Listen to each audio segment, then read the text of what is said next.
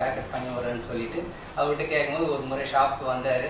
நான் பண்ணி விட்டேன். என்னுடைய வேலையை பார்த்து ரொம்ப உன்னுடைய டேலண்ட் வந்து ரொம்ப நல்லா இருக்கு, நீ நல்லா ஒர்க் பண்ற, சூப்பராக இருக்கு, சென்னையில் பண்ணுறவங்க நீ ரொம்ப நீட்டாக பண்ணுற, நல்லா இருக்கு அப்படின்னு சொல்லிட்டு என்னை மோட்டிவேஷன் கொடுத்தாரு.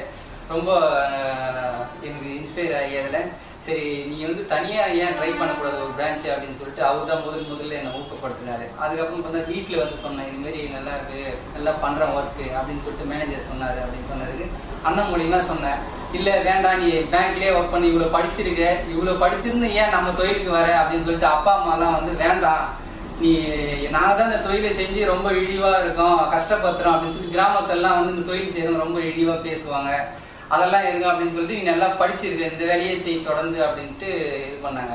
சரி நானும் வந்து செய்யலாமே அப்படின்னு கொஞ்ச நாள் போயிட்டே இருந்தது. இருந்தாலும் பார்த்தீங்கன்னா எனக்கு வந்து தனியாக ஒரு பிரான்ச் ஆரம்பிக்கணும், நம்மளும் வந்து சம்பாதிக்கணும், வளரணும் அப்படின்னு